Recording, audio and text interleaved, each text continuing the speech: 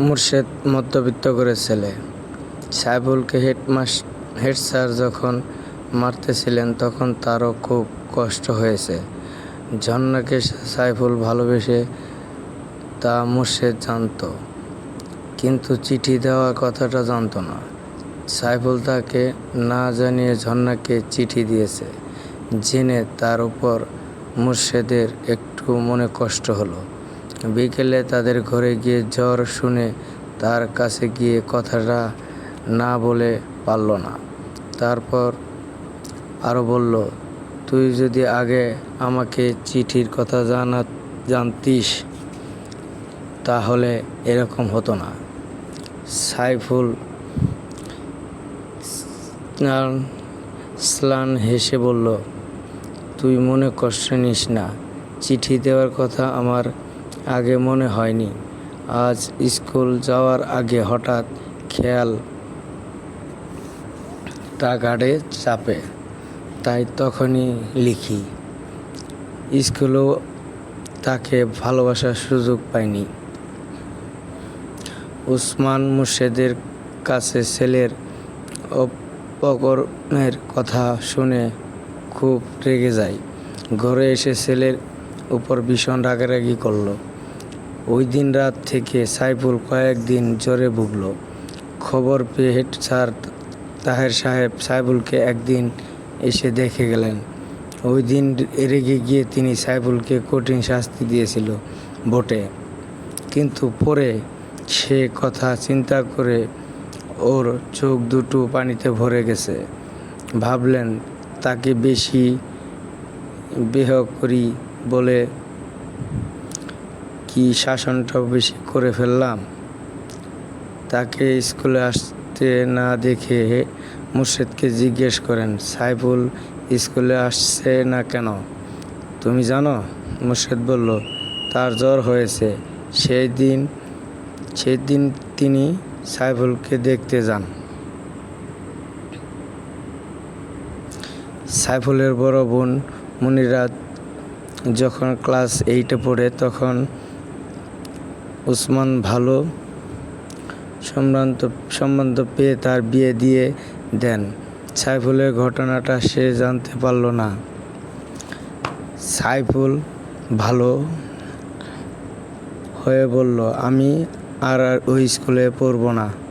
শুনে উসমান রেগে গিয়ে বলল, অন্যায় করেছিস, সে জন্য মাস্টার শাসন করেছে, তাতে স্কুল কি দোষ করলো? সাইফুল বলল, আমি কিছুতেই ওই স্কুলে আর পড়ব না। উসমান চিন্তা করলো, মনিরা পরের ঘরে, সাইফুলকে কড়াকড়ি করলে সে যদি কোথাও চলে যায়, তাই বেশি বকাবকি না করে বুঝিয়ে বলল,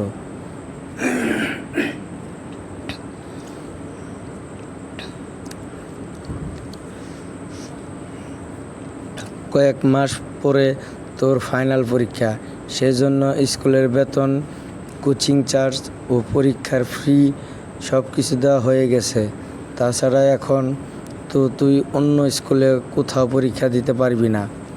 এইসব পাগলামি স্যার, এই কয়টা মাস মন দিয়ে লেখাপড়া করে পরীক্ষাটা দিয়ে দে, তারপর তুই তো কলেজে পড়বি।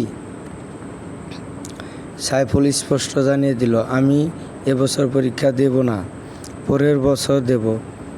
উসমান ছেলের কথা শুনে খুব রেগে গেলেও কিছু বলল না। চুপি চুপি হেড স্যারের কাছে গিয়ে ছেলের মতামতের কথা বলে বোঝাতে বলল। তাহের সাহেব বললেন, এত ভালো ছেলে শিক্ষকের হাতে মার খেয়ে পরীক্ষা দেবে না, এ কেমন কথা? স্কুলে আসতে গিয়ে তার লজ্জা হয়, তাহলে বাড়িতে পড়ে পরীক্ষা দিক। সাইফুল যে স্কলারশিপ পাবেই সে বিষয়ে আমার নিশ্চিত।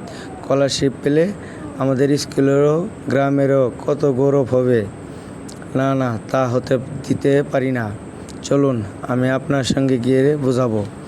সাইফুল দূর থেকে বাবার সঙ্গে হেডমাস্টারকে আসতে দেখে ঘরের পিছনে কলা বাগান দিয়ে পালিয়ে গেল। তারপর সে আর ঘরে ফিরল না। সেদিন বিকেলে মধুপুরে ফুফুদের বাড়িতে এসে রাত কাটালো। সকালে মনিরার কাছ থেকে কয়েকটা টাকা চেয়ে নিয়ে ঢাকায় রওনা দিল। এদিকে ওসমান হেড স্যারকে বসতে বলে সাইফুলকে দেখতে না পেয়ে স্ত্রীকে তার কথা জিজ্ঞেস করলো।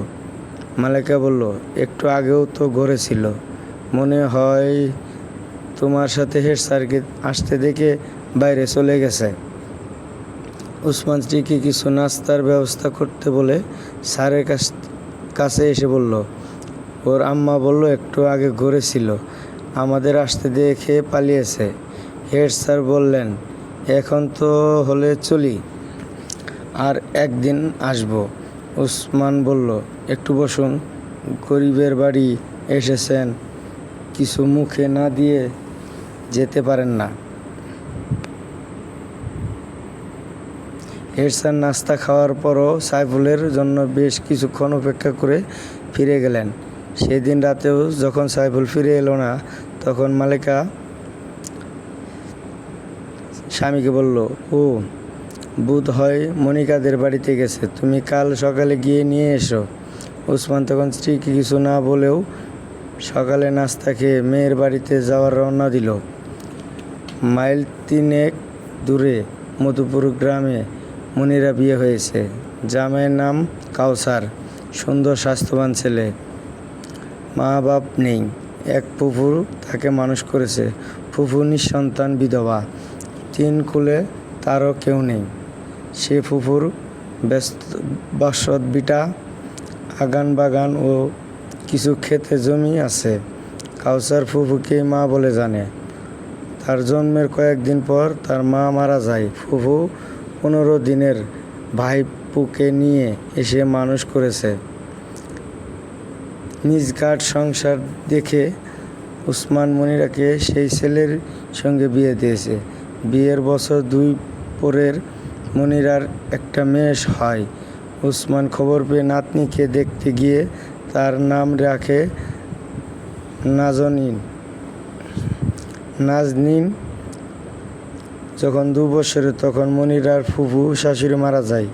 কাউসার খুব কর্মঠ ছেলে, নিজের ও গ্রামের লোকের খেতে খামারে কাজ করে বেশ ভালোভাবে সংসার চালিয়ে আসছে। ওসমান যখন মেয়ের বাড়ি গিয়ে পৌঁছালো তখন বেলা 10টা।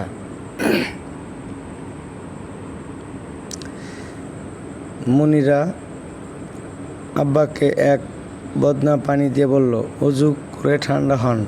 ওসমান অজু করে বসার পর মনিরা একটা বড় গ্লাসে করে 1 গ্লাস পানি, 1 গ্লাস শরবত ও পানের সরঞ্জাম নিয়ে এসে সামনে রেখে হাত পাখা দিয়ে বাবাকে বাতাস করতে করতে খবরাখবর জিজ্ঞেস করল। ওসমান শরবত খেয়ে একটা পান সেজে মুখে দিয়ে সাইফুল এখানে এসেছিল কিনা জিজ্ঞেস করল। মনিরা বলল, সাইফুল কাল বিকেলে এসেছিল। আজ সকালে নাস্তা খেয়ে আমার কাছ থেকে 20 টাকা চেয়ে নিয়ে গেল। আবার কপালে চিন্তার ছাপ দেখতে পেল।